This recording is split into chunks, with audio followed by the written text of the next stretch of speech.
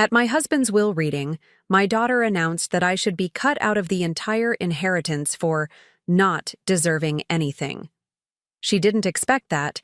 To release the inheritance, she would need my signature. I'm glad to have you here. Follow my story until the end, and comment the city you're watching from, so I can see how far my story has reached. The mahogany conference table gleamed under the fluorescent lights, reflecting the faces of my family members like a distorted mirror. I sat at the far end, my hands folded neatly in my lap, trying to ignore the weight of 48 years of marriage that now rested on a stack of legal documents. Mr. Henderson, our family attorney, cleared his throat and adjusted his reading glasses. We are gathered here today for the reading of Frank Morrison's last will and testament. His voice, usually warm and professional, carried an undertone of tension I couldn't quite place. I watched my daughter Linda shift in her chair, her perfectly manicured nails tapping against the table. At 45, she still carried herself with that same air of entitlement she'd had since childhood.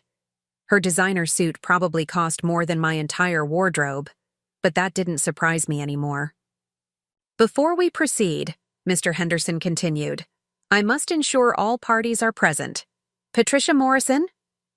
Here, I said softly. Linda Morrison Davies? Present, Linda responded, her voice sharp. The attorney proceeded to list our extended family. My two sons, Michael and Robert, along with their wives, and my sister-in-law, Margaret. Everyone was accounted for. Mr. Henderson opened the sealed envelope with careful precision. I, Frank Morrison, being of sound mind and body. The traditional preamble washed over me as I stared at Frank's empty chair. 3 months had passed since his heart attack, but I still expected him to walk through the door, complaining about traffic or sharing a new joke he'd heard at the golf club. To my beloved wife, Patricia, Mr. Henderson began. Stop right there, Linda's voice cut through the room like a knife. The attorney looked up, startled. I beg your pardon? Linda stood, her chair scraping against the hardwood floor. Before you continue, I have something to say. She turned to face everyone, but her eyes locked onto mine with an intensity that made my stomach clench. I don't believe my mother deserves anything from this estate, she declared, her voice trembling with what seemed like righteous anger. She was a terrible wife to my father, especially in his final years. The room fell silent. I felt the blood drain from my face as everyone turned to stare at me. Linda, please. Robert, my middle child, attempted to intervene. This isn't the time. No, it's exactly the time, Linda insisted. Everyone here knows how she neglected Dad, how she spent more time at her book club than at home, how she refused to learn about his medications or accompany him to his doctor appointments. My mouth went dry. I wanted to defend myself, to explain that Frank had insisted on maintaining his independence, that he'd specifically asked me not to hover. But the words stuck in my throat. That's enough, Linda. Michael, my eldest, spoke up. Mom took care of Dad for decades, did she? Linda's laugh was bitter. Or did she just go through the motions? I was the one who called him every day. I was the one who made sure he took his pills when I visited. She just existed in the same house. Mr. Henderson cleared his throat uncomfortably. Ms. Morrison Davies, I understand emotions are running high, but we need to proceed with the reading. No, Linda interrupted again. I want it on record that I believe my mother should be excluded from any inheritance. She doesn't deserve a penny of what my father worked so hard to build. My hands began to shake. I pressed them harder against my lap, willing myself not to cry. Not here. Not in front of everyone. Linda, that's not your decision to make. Margaret, Frank's sister, finally spoke. Your father's wishes are clear in his will. Well, maybe he was too sick to think clearly when he wrote it, Linda shot back. Mr. Henderson's face had turned an alarming shade of red. Ms. Morrison Davies, I must insist. Fine, Linda snapped, sitting back down. Continue, but I've said what needed to be said. The attorney took a deep breath and resumed reading. To my beloved wife, Patricia, I leave our family home, its contents, and 50% of all remaining assets after specific bequests have been distributed. I heard Linda's sharp intake of breath, but kept my eyes fixed on the table. To my daughter, Linda, Mr. Henderson continued, I leave 20% of the remaining assets, along with my collection of first edition books. As he read through the distributions to my sons and other family members, I felt a strange numbness settling over me. Linda's words echoed in my mind, each accusation like a physical blow. There is, however, one crucial stipulation, Mr. Henderson said, his tone becoming more serious. According to the terms of this will, no distribution of assets can occur without the signature of all primary beneficiaries. This includes you, Mrs. Morrison. The room went still. I looked up to find Linda, staring at me, her face pale. What does that mean? She demanded. Mr. Henderson removed his glasses and met her gaze directly. It means that without your mother's signature, no one receives anything. The estate remains in probate indefinitely. I watched the realization dawn on Linda's face. Her carefully planned humiliation had backfired spectacularly. Without my cooperation, she wouldn't see a dime of her inheritance. For the first time since the reading began, I felt something other than shame. It wasn't quite satisfaction, but it was close. Frank, even in death, had protected me in a way I never expected. As the meeting concluded and people began to file out, Linda remained seated, her eyes burning into me. I gathered my purse and stood, my legs surprisingly steady. "Mom," she called, out as I reached the door. "We need to talk." I paused, my hand on the doorknob. Without turning around, I said, "Not today, Linda. Not today." As I walked out into the afternoon sun, I realized I held more power in this moment than I had in years. The question was, what would I do with it? 3 days had passed since the will reading, and I hadn't answered a single one of Linda's calls. 47 missed calls, to be exact, each voicemail more desperate than the last. I sat in Frank's study, surrounded by his things, the leather-bound books he loved, the antique globe he'd spin while planning our next vacation, the framed photos of our life together. My fingers traced the edge of his desk, worn smooth from years of use. The doorbell rang, insistent and demanding. I knew who it was before I even looked through the peephole. "Mom, I know you're in there." Linda's voice carried through the heavy oak door. "We need to talk about the will." I opened the door but didn't invite her in. She looked different. Her usually perfect hair was slightly disheveled. Dark circles shadowed her eyes. "May I come in?" she asked, her tone softer than I'd heard in years. I stepped aside wordlessly. She followed me to the living room, her heels clicking against the hardwood floors Frank had installed himself 30 years ago. "I've been trying to reach you," she began, settling onto the sofa. "I know." I remained standing. "Mom, please." About what I said at the reading. I was emotional. Dad's death has been hard on all of us. I watched her fidget with her wedding ring, a nervous habit she'd had since childhood. Something wasn't right.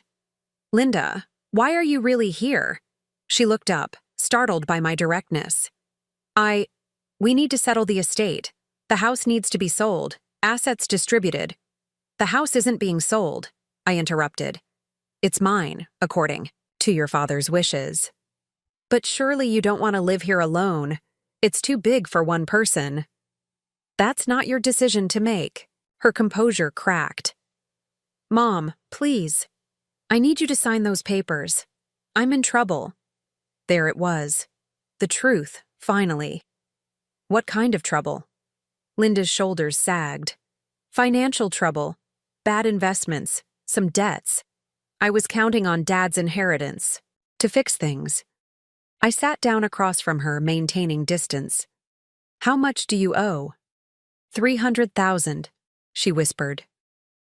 My heart sank, not for her predicament, but for what it revealed about her motivations. Is that why you said those things? To shame me into signing quickly? She couldn't meet my eyes. I thought if I made you feel guilty enough. The doorbell rang again, interrupting her confession. This time, it was Michael. Mom? I brought something. You need to see, he said, holding up a manila envelope. He stopped short when he saw Linda. Oh, you're here. What's that? Linda asked, eyeing the envelope suspiciously. Michael handed it to me. Dad gave this to me last year. Said I should give it to you if anything happened to him, but only after the will reading. My hands trembled as I opened the envelope. Inside was a handwritten letter in Frank's familiar scrawl, along with several documents. My dearest Patricia, I read aloud. If you're reading this, then I'm gone. And knowing our Linda, she's probably causing trouble. I need you to know the truth about why I structured my will this way. Linda shifted uncomfortably as I continued reading. 6 months ago, Linda came to me asking for money. She'd made some poor financial decisions and was deep in debt. I offered to help her create a payment plan, to teach her fiscal responsibility, but she wanted a quick fix. When I refused to simply hand over the money, she became angry. She said things. Terrible things about you, about our marriage. I paused, my throat tight. Michael moved closer, placing a supportive hand on my shoulder. She threatened to contest any will that left you in control of our assets. She said she'd claim you were unfit, that you'd manipulated me in my illness. That's when I knew I needed to protect you. The signature requirement ensures she can't bully you into anything. You hold all the power now, my love. Use it wisely. The letter continued with more revelations about Linda's schemes, including her attempts to convince Frank to change his power of attorney and her secret meetings with lawyers to explore competency challenges. There's more, Michael said softly. Dad included bank statements showing Linda's withdrawals from their joint account. She'd been taking money for months without telling him. Linda's face had gone ashen. I can explain. Can you? I asked, my voice surprisingly steady. Can you explain why you tried to turn your father against me? Why you planned to challenge his mental capacity? Why you stole from him? It wasn't stealing. He said I could access that account. For emergencies, Michael corrected. Not for designer handbags and luxury vacations. I looked at the daughter I'd raised, searching for some trace of the little girl who used to crawl into my lap during thunderstorms. When had she become this stranger? I won't. Sign anything today? I announced, standing up. Or tomorrow, or next week. Mom, please. No, Linda. You've shown me who you really are. Now you'll have to live with the consequences. I could lose everything, she pleaded. Perhaps you should have thought of that before you tried to destroy your father's trust in me. Michael gathered the documents. I'll keep these safe, Mom, in case we need them later. Linda stood, her designer suit now looking more like armor than fashion. This isn't over. Yes, it is, I replied. At least for now, I need time to think about what I want to do. What Frank would have wanted me to do. After she left, Michael hugged me tight. I'm sorry, Mom. I had no idea things were this bad. Neither did I admitted. But your father did. He protected me even when I didn't know I needed protecting. That night, I sat in Frank's study again, his letter spread before me. At the bottom, he'd written one final note. Patricia, you were the best decision I ever made. Don't let anyone, not even our daughter, make you doubt that. Be strong, my love. You always were stronger than you knew. I folded the letter carefully and placed it in the desk drawer. Tomorrow, I would meet with Mr. Henderson to discuss my options. Linda wanted to play games with guilt and manipulation. She had no idea what I was capable of when pushed too far. Frank had given me power. Now I would decide how to use it. The summons to Sunday dinner came through Michael, not Linda. She wants to make amends, he'd said, his voice careful over the phone. The whole family will be there. I knew it was a trap. but I went anyway. Sometimes you have to walk into the fire to put it out. Linda's house was immaculate as always, a showpiece designed to impress rather than comfort. The dining room table was set with her finest china, crystal glasses catching the light from the chandelier Frank and I had given them as a wedding gift. "Mother," Linda greeted me at the door, her smile brittle. "So glad you could come." The formality stung. When had I become mother instead of mom? Robert and his wife Sarah were already there, along with Michael and his partner James. My grandchildren, Linda's twins, Emma and Ethan, sat quietly in the corner, absorbed in their phones.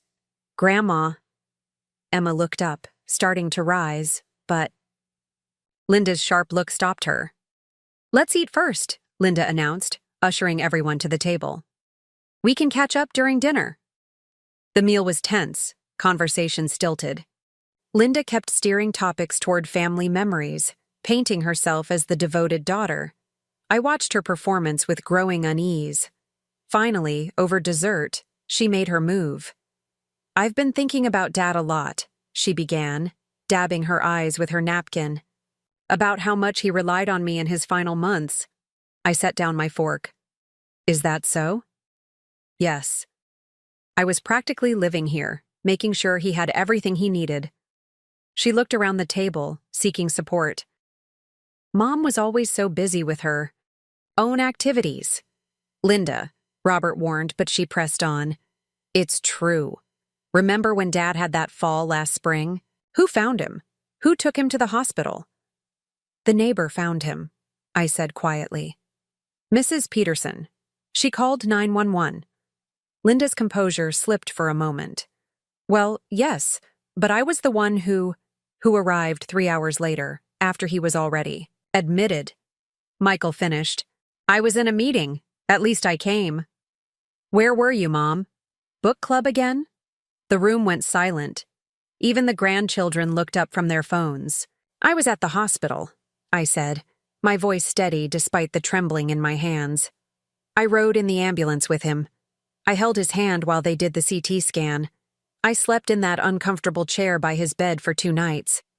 That's not— I have the parking receipts," I continued. "The cafeteria receipts. The nurse's notes that list me as the primary caregiver present." Linda's face flushed. "Well, maybe that one time— Shall we talk about all the other times?" I pulled out my phone, opening the Notes app. "March 15th, Frank's cardiology appointment. You said you'd take him but canceled last minute for a spa day. April 3rd, his physical therapy session. You were supposed to drive him but forgot. May 22nd, the consultation with his neurologist. You didn't even call to ask how it went." "How do you know all this?" Linda sputtered. "Because I was there. Every single time. I rearranged my life, my activities, everything to make sure your father had what he needed. Mom kept a journal," Michael added. "She documented everything because Dad's doctor asked her to track his care." Linda turned to her siblings. "You're taking her side?" "There aren't sides, Linda," Robert said wearily. "There's just the truth." "What about the truth that she neglected him emotionally? That she was cold and distant?" I stood up, my chair scraping against the floor. "Emma, Ethan, would you please go to the den for a moment? The adults need to talk." Once the children left, I faced my daughter fully. "You want to talk about emotional neglect? Let's talk about the woman who visited her father once a month but called it practically living here.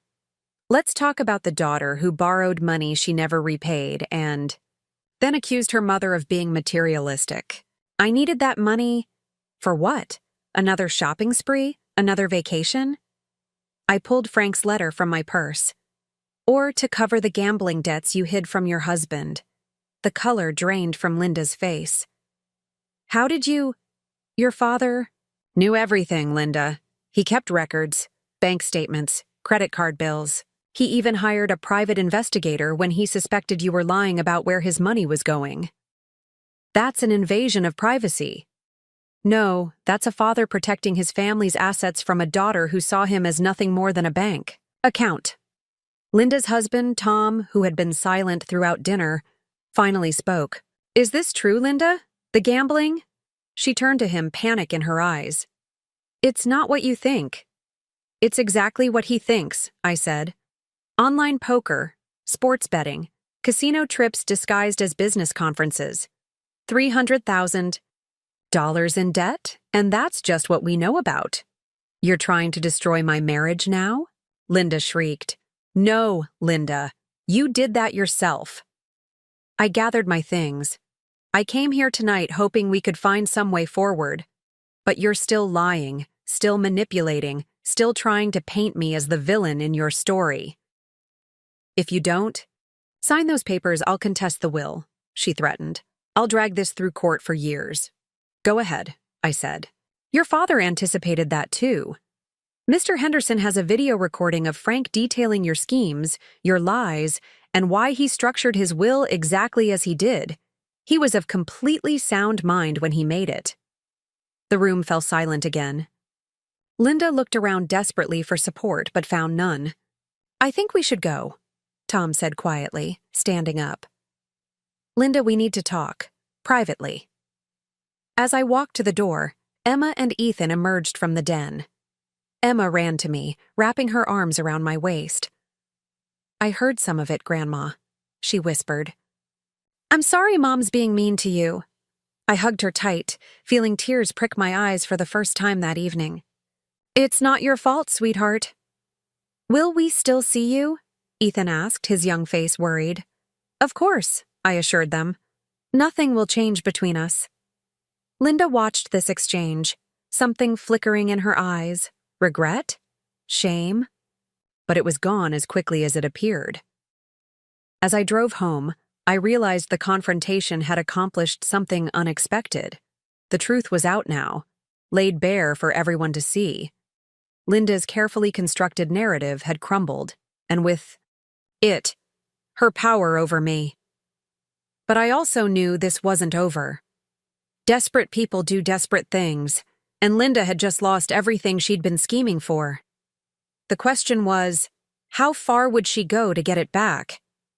The registered letter arrived on a Tuesday morning, 2 weeks after the disastrous dinner. I recognized Linda's lawyer's letterhead immediately. With shaking hands, I opened it in my kitchen, Frank's favorite coffee mug still sitting in its usual spot by the sink. Notice of intent to contest will, the bold letters declared. I sank into a chair, scanning the legal jargon.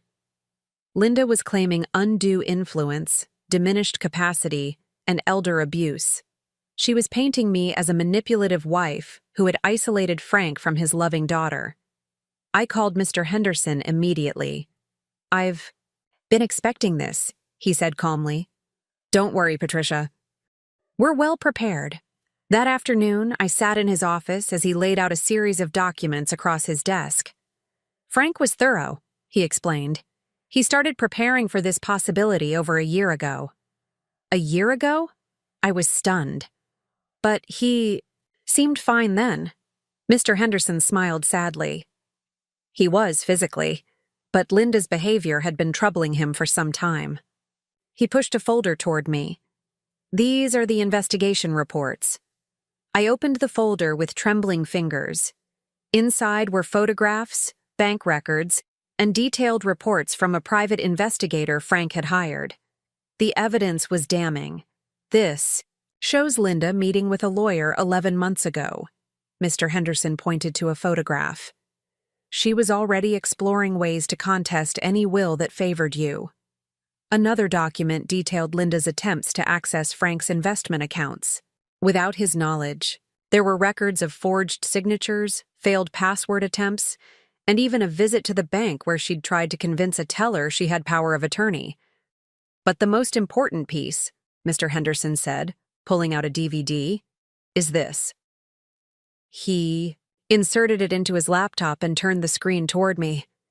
Frank's face appeared, looking healthier than I remembered from his final months. My name is Frank Morrison, he began, his voice strong and clear. I am recording this video on June 15th, in the presence of my attorney, Mr. Henderson, and Dr. Sarah Chen, my neurologist. I am of sound mind and body, as Dr. Chen will attest. The camera panned to show Dr. Chen, who confirmed Frank's mental competency through a series of questions and cognitive tests. Frank continued, I am making this recording because I have reason to believe my daughter, Linda Morrison Davies, will contest my will after my death.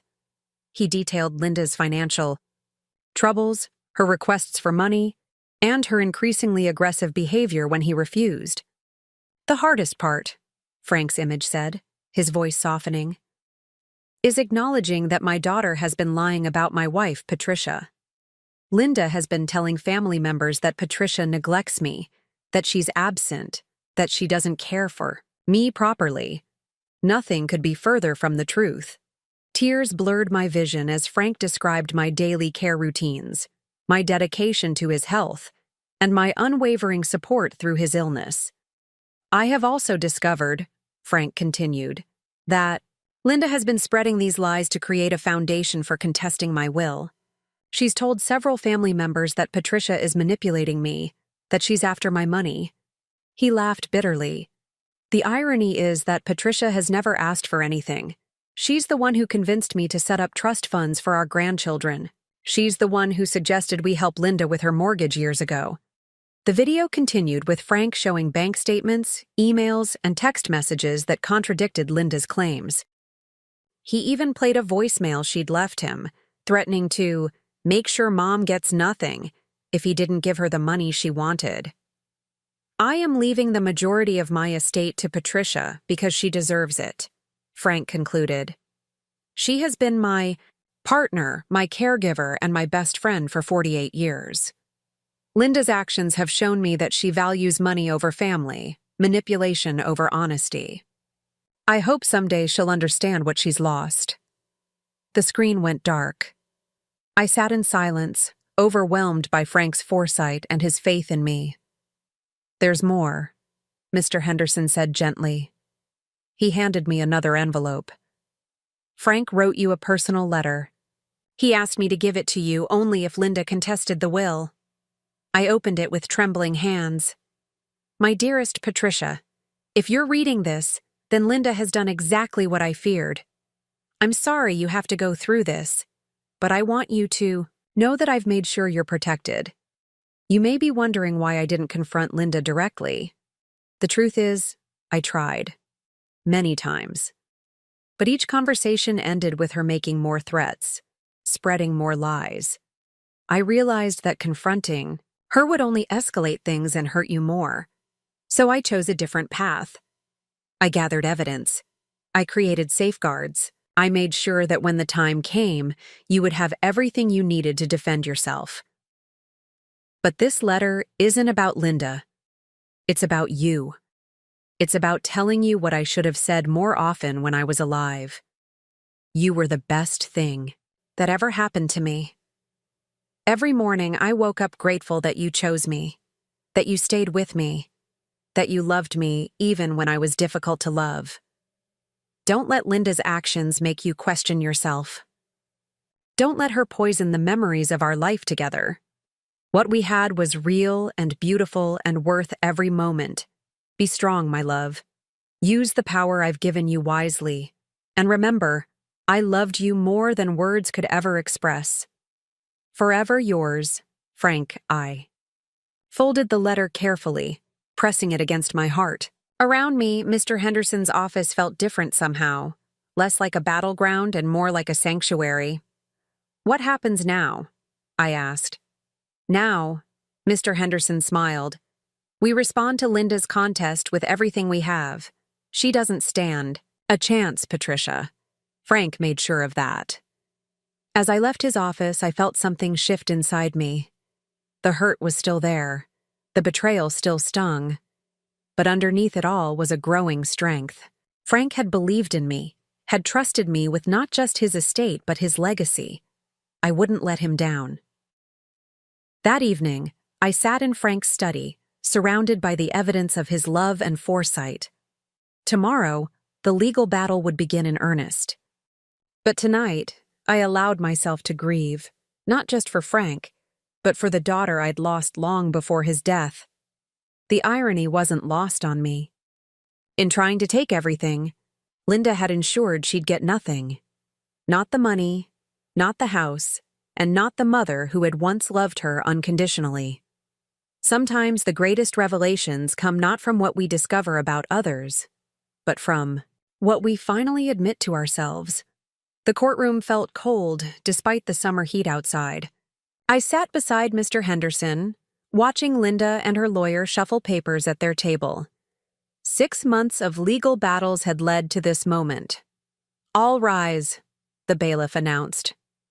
Judge Margaret Chen entered, her expression unreadable. The hearing began with Linda's lawyer painting me as a calculating woman who had manipulated a dying man. I listened to lie after lie, my hands folded calmly in my lap. Mr. Henderson had prepared me for this. When our turn came, Mr. Henderson methodically dismantled their case. Frank's video played on the courtroom screen, his clear voice echoing off the walls. I watched Linda's face as her father detailed her schemes. She looked away. The evidence was overwhelming. Bank records, investigator reports, medical testimonies confirming Frank's mental clarity. Even Linda's own text messages, subpoenaed from her phone company, revealed her true intentions.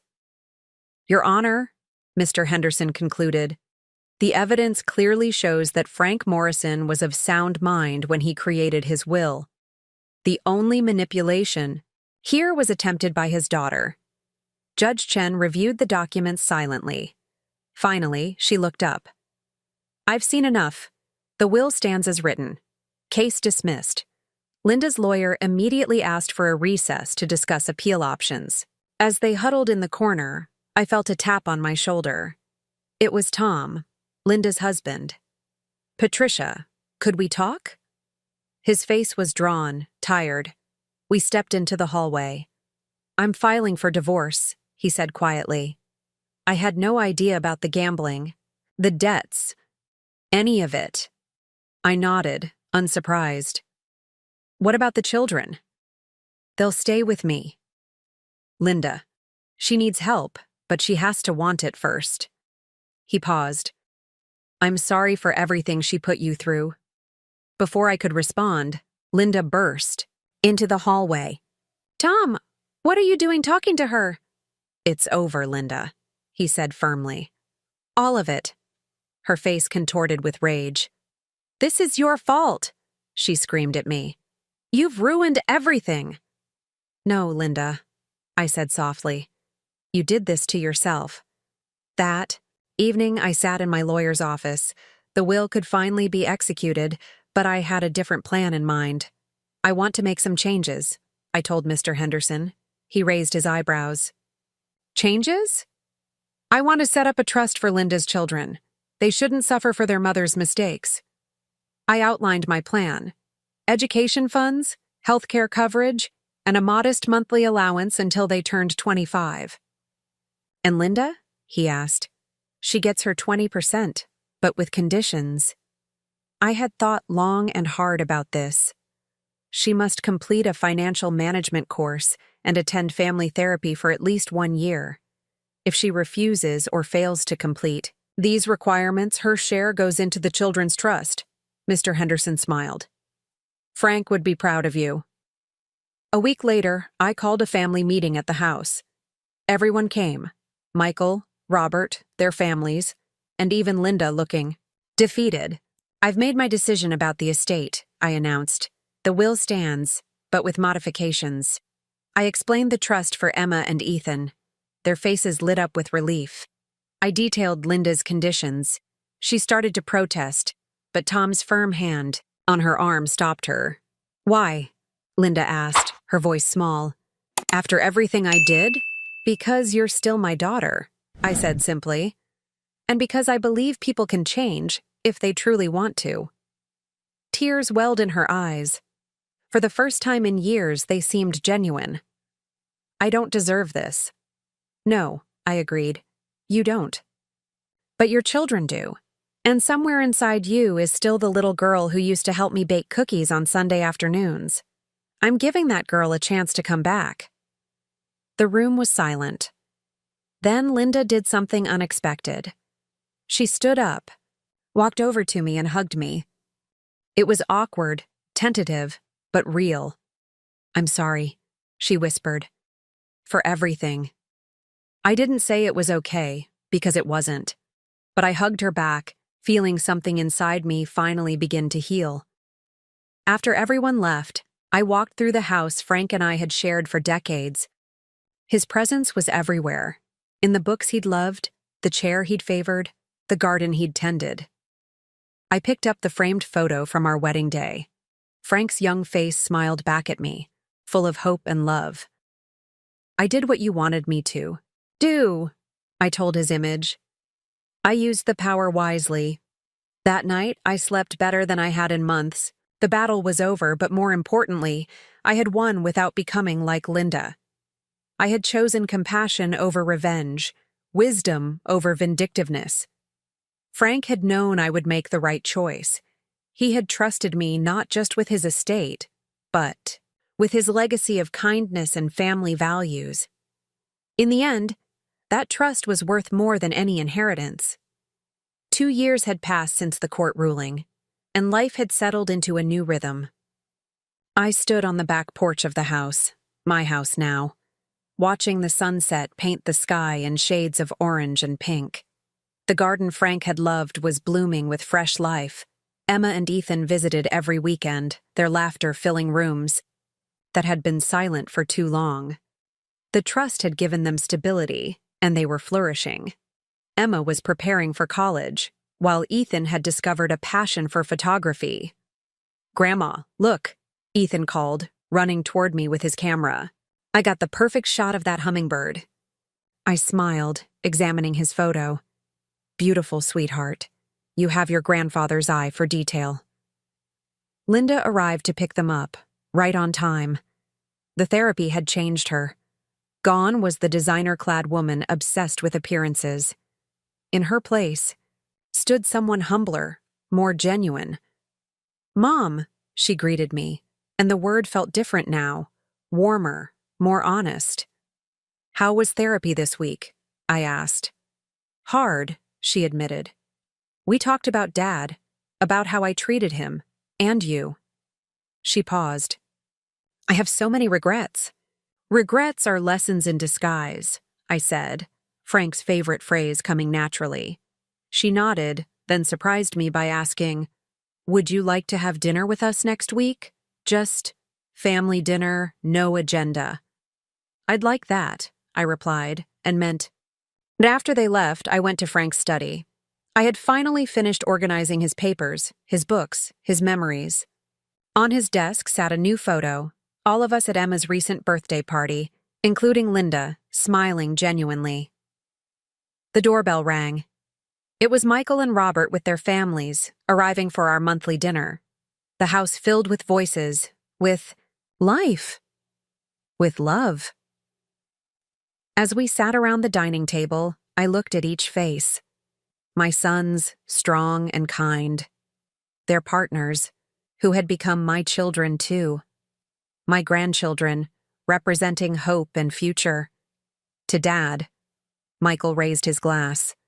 And to Mom, who showed us what real strength looks like. To family, Robert added. The one we're born into and the one we choose to keep. Later that night, after everyone had gone, I sat in Frank's favorite chair with his last letter in my hands. I didn't need to read it anymore. I had memorized every word. The phone rang. It was Linda. "Mom?" I just wanted to say. "Thank you.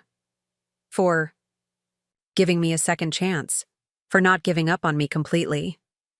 Everyone deserves a chance to change, Linda." "I found something today," she continued. "An old video of Dad.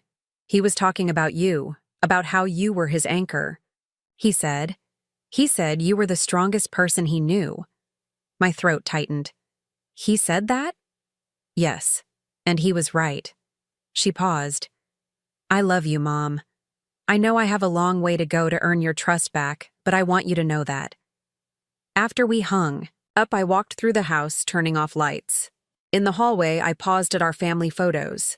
The newest one showed all of us at the beach last summer, Linda included, looking relaxed and present in a way she hadn't been in years.